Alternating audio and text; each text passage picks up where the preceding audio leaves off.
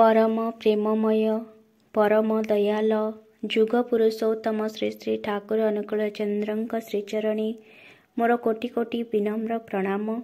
परम आराध्या जगत जननी श्री श्री बड़मा परम पूज्यपाद श्री श्री बड़दा परम पूज्यपाद श्री श्री आचार्य देवंक श्रीचरणी मोर कोटि कोटि विनम्र प्रणाम।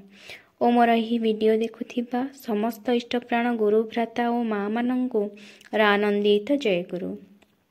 तेबे आजिर विषय वस्तुटी मु एक दिव्य अनुभूति उपरे रखिछि, जहाँकि एही दिव्य अनुभूति श्री शीर्षेन्दु मुखोपाध्यायंकर से एही कथाटी को निजे लिखिछन्ति, सेटा को मु आपण माननकु पढ़िकी सुनाउछि।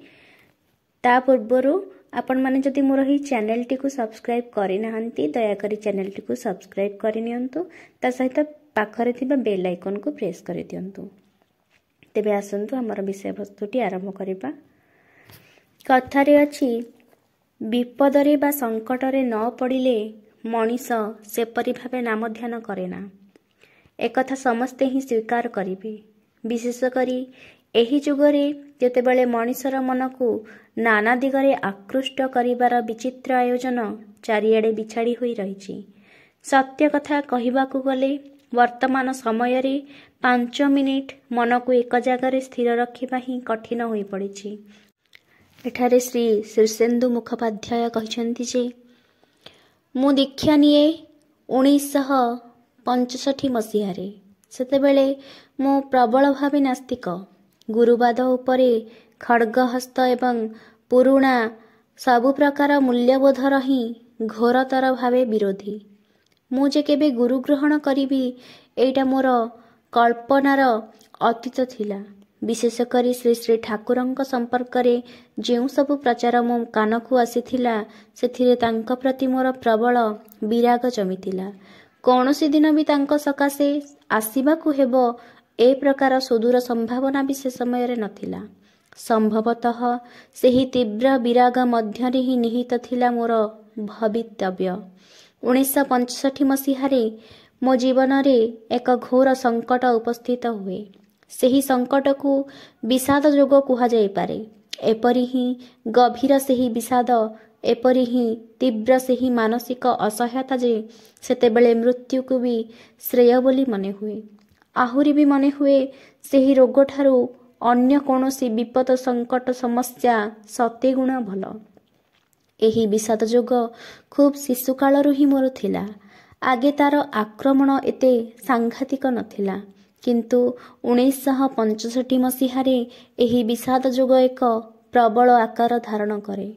आजी बुझुची ठाकुर बोध हुए सेही विपाक देई ही तांको आड़कू आकर्षण करिथिले मोते। एक अद्भुत जोगाजोगरे द्विधाग्रस्त भीत संदेहाकुल मने नेई तांको निकटकू जाइथिली।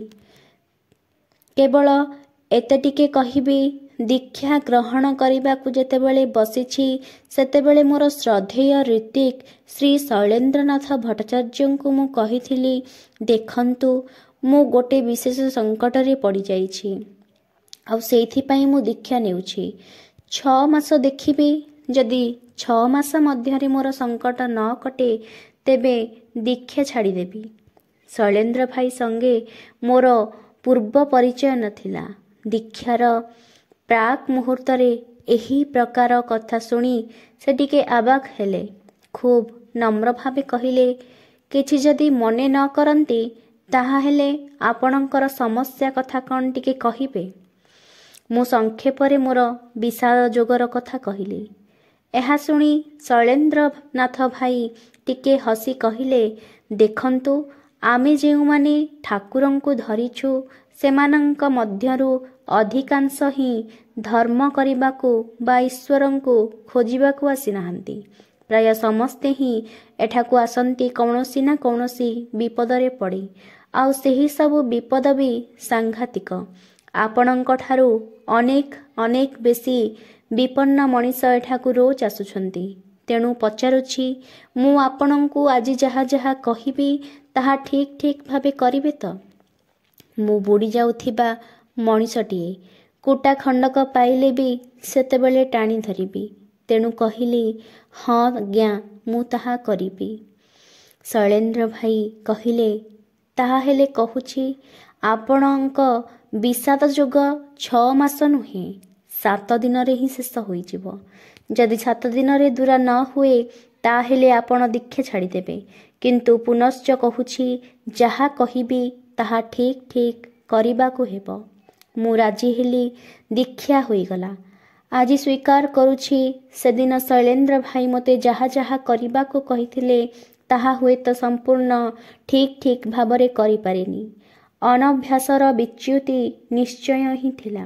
ଇଷ୍ଟଭୃତି ହୁଏତ ଦାୟ ଭାବେ କରିଛି, ଆଉ ଗୁରୁଭକ୍ତି ମୋଟେ ହିଁ ପ୍ରବଳ ନଥିଲା। କିନ୍ତୁ ବୀଜ ମନ୍ତ୍ରଟି ମୁଁ ପାଗଳ ପରି ଜପ କରିବାକୁ ଆରମ୍ଭ କଲି। ବିଷାଦ ଯୋଗର କଥା ମୁଁ ଠାକୁରଙ୍କ ପାଖରେ ବି ନିବେଦନ କରେ। ଦୀକ୍ଷାର ଦିନ ହିଁ 2 ପ୍ରହର ସମୟରେ। ସେଇଟା ଥିଲା 1965 ମସିହାର ପ୍ରଥମ ସରସ୍ୱତୀ ପୂଜା ଦିନ ପରେଶ ଭାଇ ମୋତେ ଠାକୁରଙ୍କ ନିକଟକୁ ନେଇଯାଆନ୍ତି, ଆଉ ଠାକୁର ସମସ୍ତଙ୍କୁ ଦୂରେଇ ଦେଇ ମୋ କଥା ଶୁଣିଲେ। କିନ୍ତୁ ମୋର ସମସ୍ୟାଟିକୁ ଏକଦମ ହିଁ ଗୁରୁତ୍ୱ ଦେଲେନି। କେବଳ କହିଲେ, ସେପରି ଭାବିବା ଉଚିତ ନୁହେଁ, ତୁମେ ଓଲଟା ହିଁ ଭାବ। ମୁଁ କହିଲି, ଭାବି ପାରୁନି ଯେ ଠାକୁର। ଠାକୁର ମୁଣ୍ଡ ହଲାଇ କହିଲେ, ସେପରି ଭାବିବା ଭଲ ନୁହେଁ। ମୁଁ ତ ଦେଖେ ତୁମେ ଅଜର ଅମର, ତୁମେ ବଞ୍ଚି ରହିବ, ଠାକୁରଙ୍କ କାମ କରିବ, ସେସବୁ ଚିନ୍ତା କାହିଁକି? କଥାଟାରେ ମୁଁ ଖୁସି ହୋଇପାରିଲିନି। ଠାକୁର ଯେପରି ମୋତେ ପତ୍ତା ହିଁ ଦେବାକୁ ଚାହୁଁନାହାନ୍ତି। ତେବେ କହିଲି, ତାହାହେଲେ ଆପଣ ମୋତେ ଶକ୍ତି ଦିଅନ୍ତୁ। ଠାକୁର ମୁଣ୍ଡ ହଲାଇଲେ। ପରଦିନ ଦେଓଘର ଛାଡ଼ିଲି। ବସ୍ରେ ରାଞ୍ଚି ହୋଇ ମୁରି ନାମକ ଏକ ଜାଗାରେ ମୋର ଜଣେ ପିଉସୀ ମାଙ୍କ ନିକଟକୁ ଗଲି।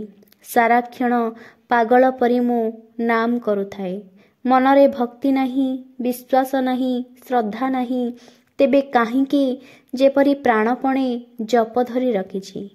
ମୁରିରେ 2 ରାତି କଟାଇ କଲିକତାକୁ ଫେରି ଆସିଲି। ବାଟଘାଟର ନାନା ଘଟଣାରେ ମନଟା ଟିକେ ଅଲଗା ଥିଲା।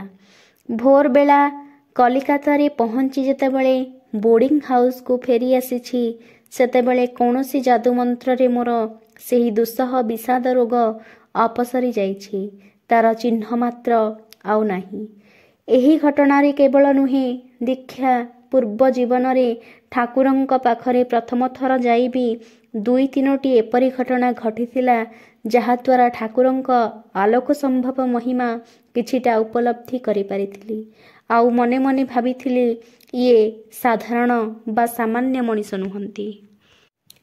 ଏହା ଥିଲା ଶ୍ରୀ ଶୀର୍ଷେନ୍ଦୁ ମୁଖୋପାଧ୍ୟାୟଙ୍କ ଦିବ୍ୟ ଅନୁଭୂତି।